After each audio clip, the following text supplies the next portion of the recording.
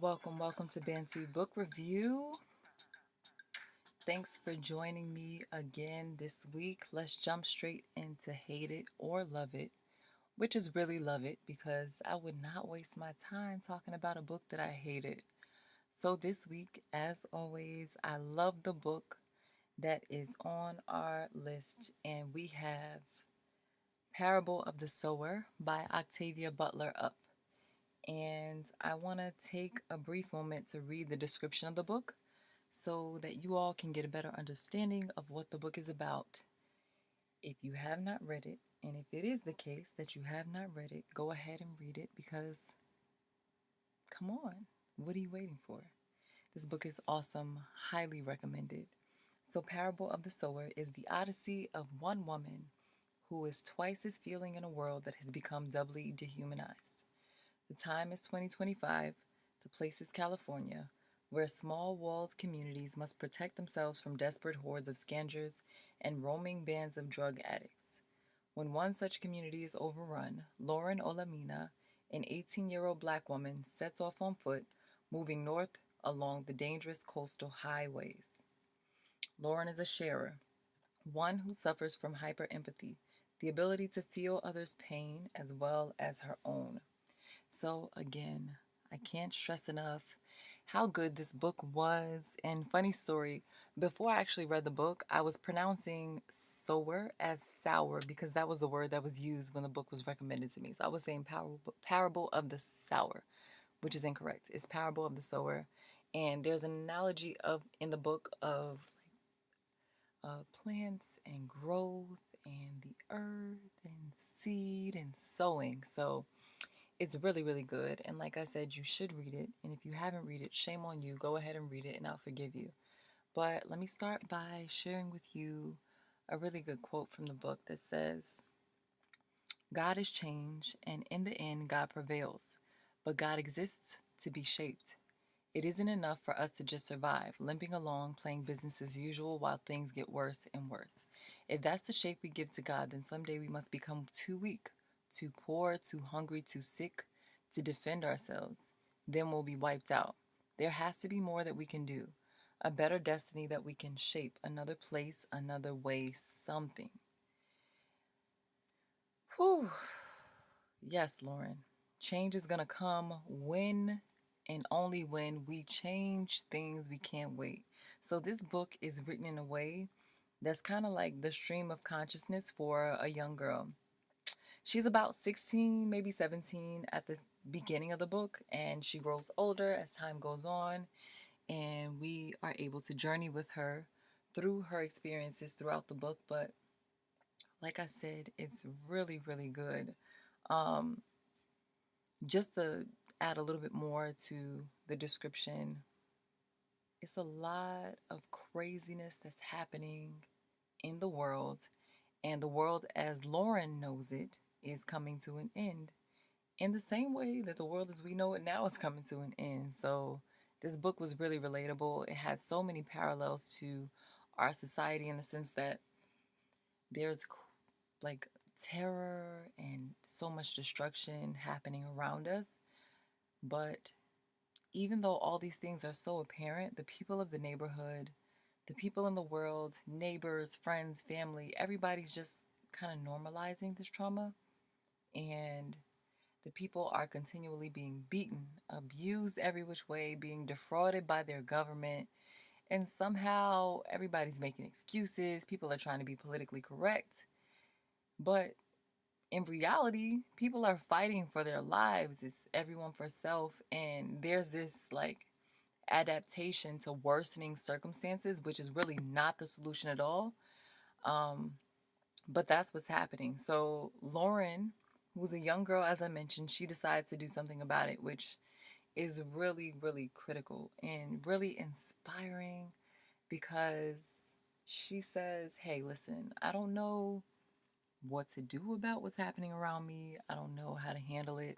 I don't know if I can trust people to say the things that are really on my mind and the things that are really in my heart, but I know I have to say it. I know I have to do something.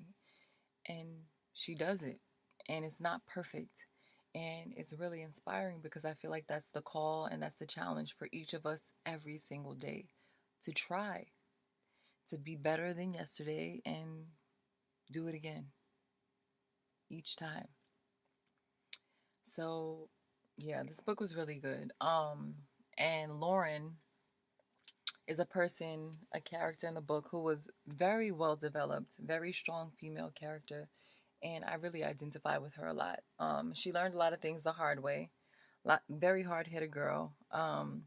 Because at first she's like, "Listen, I know what's up. I know what we need to do. Here's the deal." But she confided in a friend who was afraid, and a friend who was not comfortable with not doing things by the book and not abiding the status quo. And she learned from her dad, who found out about it, that essentially you cannot scare people into doing what's best for them, right? You got to teach them, but also accept that some people won't learn. Some people are going to get left behind. Some people would rather endure abuse from the devil they know than to trust themselves and take matters into their own hands to make a change. So Lauren decided, and she was one of few people who made the decision, but she decided, I don't care how hard it is, I have to do something. I'm going to do something. I don't care who's with me. I don't care if I'm alone. I'm going to go. I'm going to step. And she did exactly that. So she had to make a way for herself, and not just any way, but a way that was aligned with her values, a way that played to her strengths. And she knew that to do things the way that she saw fit, she needed to be prepared and she needed to execute the plan that she developed. So she did exactly that. And the book, oh my gosh, I don't want to ruin it by giving you a whole bunch of details that stood out to me that may not stand out to you. Just check it out, read it, and tell me what you think. But this was an awesome job. I can totally relate, especially since there are so many changes happening for me personally at this time, where I'm having to make a way for myself moving forward, and a way that's aligned with my personal values and the things that are inside of my heart. So, you know, trying to make it to a better place. And that's not going to happen by waiting. And that was something that was really, really just a recurring theme throughout the book. I actually had a book club, and this was the book that we read for the book club. And it was an intergenerational conversation. So many ladies came out to discuss what we thought of the book, and it was beautiful to hear the different perspectives. And so many people expressed the fact that they also agreed that Lauren was awesome. She was strong, she was brave, courageous in a way that maybe we can't all see ourselves being in situations so dire as hers. But the cool thing about Lauren, and one thing that we discussed in the club, was just the fact that when it comes to leadership and when it comes to stepping up to the plate and doing what has to be done, even the person who sometimes is at the forefront of a movement may not feel entirely prepared for the job, but you got to do it. Like, you're called upon to do certain things, and you grow as you go in certain scenarios. So that's really inspiring to know that, like, listen, you don't have to have it all together, but you got to get it done. So get it done to the best of your abilities and learn as much as you can from the people around you. But more than anything, don't ignore the truth. And I think that was the biggest thing that resonated with me, this idea that what is real and what is true cannot be denied. And you can take however long you want to face the truth and to face the reality of a situation, but it's going to catch up to you. And it's better to be prepared than not. It's better to be on the offense than defense, and to not be reactive and to execute a plan that you developed because you were facing the facts instead of trying to see things for what you want it to be, for what you want them to be, excuse me. So, yeah, the protagonist, Lauren, as I mentioned, was not a person who shied away from the reality of a situation, and that was really, really inspiring. Awesome book, as I mentioned. There is a sequel, Parable of the Talents. I will be reading that to see what happens next because Lauren has this bigger plan. Like, she, of course, has to respond to what's happening around her, what's happening in her immediate environment, but at the same time, she has plans that go far above and beyond the call of action for today. So, society, like I said, is falling apart. Can't trust the government, can't trust even your neighbors, the people around you.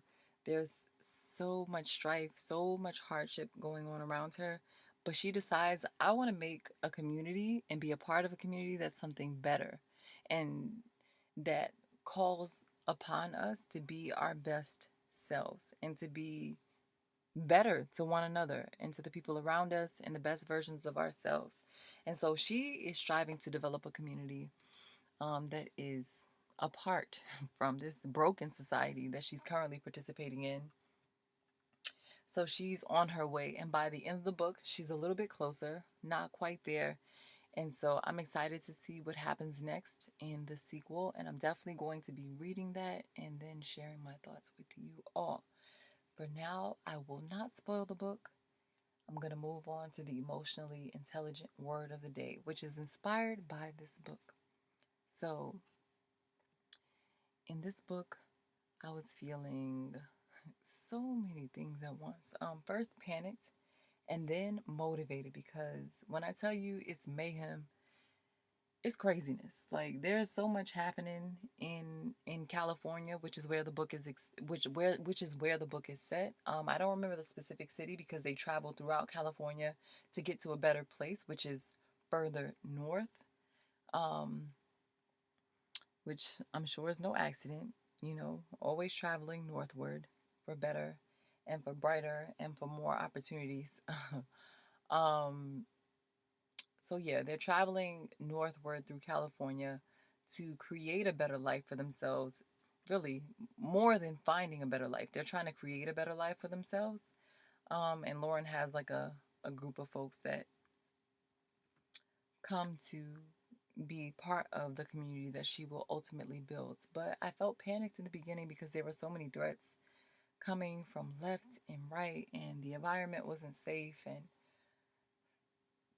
there was just too much going on. But then I felt motivated by the end of the book and convicted. Um, and so those are my words.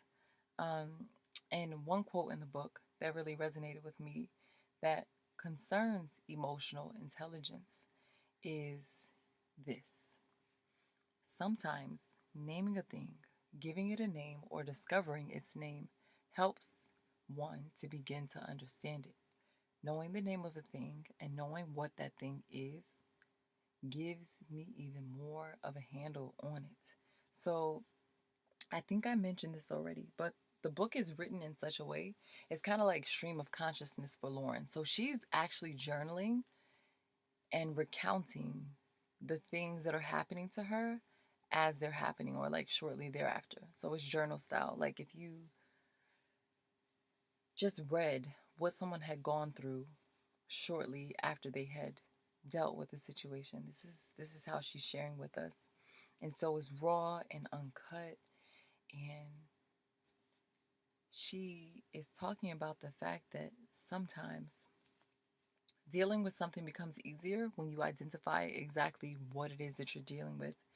And I agree totally. And this really resonated with me so much because I found that this is one of the ways that I've been best able to regulate my feelings and understand my feelings and work through them to get to a better, more healthy mental and emotional space.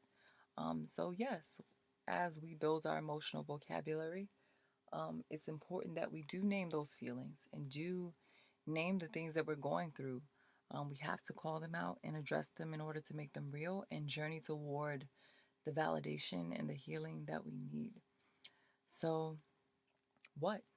Why does this matter? Who cares? It matters that we observe what's going on around us and speak up about it. Um, because once we make it real by calling it out, then action comes after that, right? But first, we have to kind of assess what's going on around us. So, briefly, I recently saw a film. I'm not going to say the name because I don't want promo coming from my way, but essentially it was about precious gems in Africa. And it was this white couple who was telling the story of going to Africa and finding these gems and blah, blah, blah. Really, they didn't find the gems. They're miners and workers who are going into the depths of the earth, plowing through to find these gemstones. And then they find these gemstones and essentially turn this over to people who then do some other things and like sell them at a crazy premium. But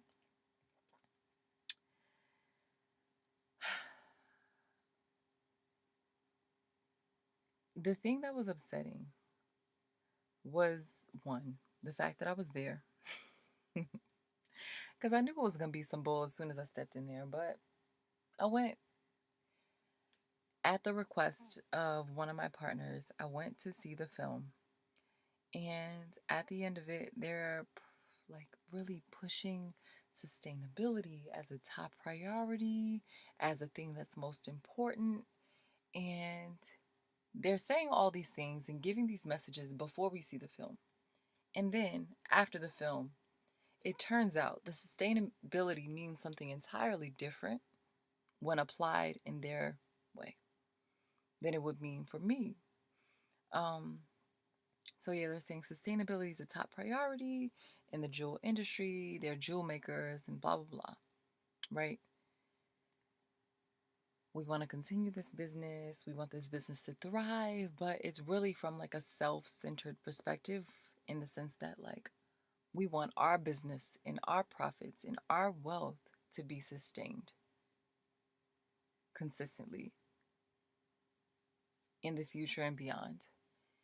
Whereas the sustainability was not happening from start to finish, from like when the jewel is found and through production. So, yeah, it was really frustrating because at the same time that they're like championing sustainability as a top priority, they're in the next breath saying that donations were required and priding themselves, mind you. Donations are required to help the very same workers who found these gems that made them so rich. And it was really upsetting to me, this exploitation, because it's like, listen, sustainable for who? You only, because sustainability means donations are not required if you're paying prices that promote the sustainability you preach as being so important. If sustainability is really your top priority, it wouldn't be necessary for you to give things that people would have been able to work and earn on their own if your prices were sustainable, if your ethics were aligned with what it is that you're discussing. So, exploitation, all dressed up and pretty and nice and sugar coated, and packaged for people who are like not really at all concerned with their fellow man, their neighbors. Um, and so, yeah, all this matters. I said all this, share this story. It's probably all over the place, but I share this story to really say that it's important to be attentive to what is really going on, to take it all in spite of the fact that it sometimes hurts, to look at what's happening around us and to take it in. Um, it's important to be attentive and to really see what's happening around us because the price of ignorance is really just too high. We have to fight for our lives through preparation and initiative. We can't allow these people to take advantage of us, to capitalize on us. In the instance of the gems, like these people work their asses off to find these gems, and the value of the gem post exportation is so much higher. And I could just go so far. But the takeaway for me was just fighting for our lives actively, attentively. So let me know, you guys, what you're doing. Tell me how you're fighting for your lives. If you read this book, Parable of the Sower, what did you think? If you have not read the book, what are you waiting for? Read it and then read the next one with me, Parable of the Talents. Shout outs. Shout out to the people who are doing the work as always.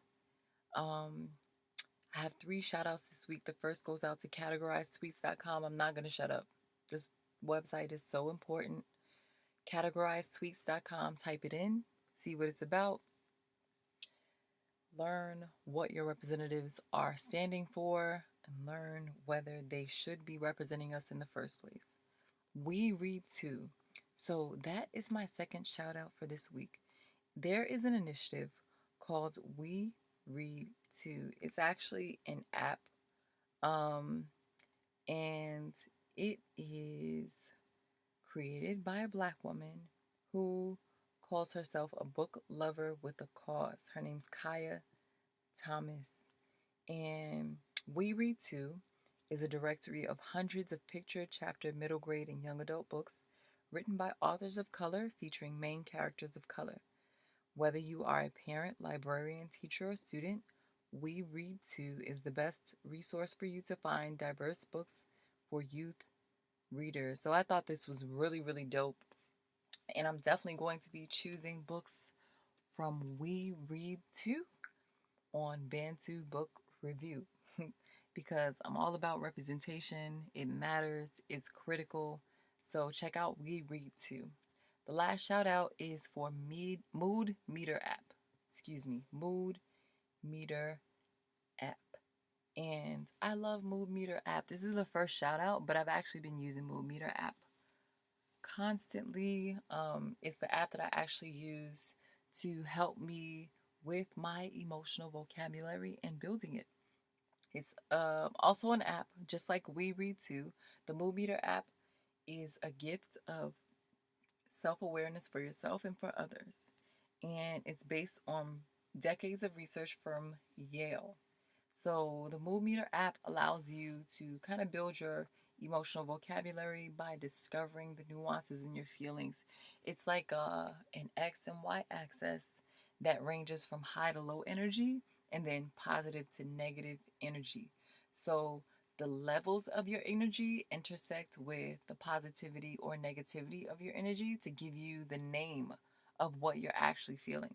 So, like high energy that is positive would be something like elated or excited, whereas high energy but negative energy would be something like furious or enraged, whereas low energy and negativity would be something like depressed, maybe. So there are 4 quadrants. So the upper right hand quadrant is high energy and positivity, whereas the bottom left hand quadrant is negativity and lower energy. It's a very visual app, color coded, so it's easier to see what I'm saying as opposed to hearing what I'm saying. Check it out, it's really, really helpful. Gain insights about your inner life, regulate your feelings, check in with yourself, name those feelings. It's so important. That's my final shout out for this week. That is the end of the episode. Go and get Parable of the Sower. Tell me what you think at Bantu Book Review. Thank you again for listening this week, and I will see you next week, guys.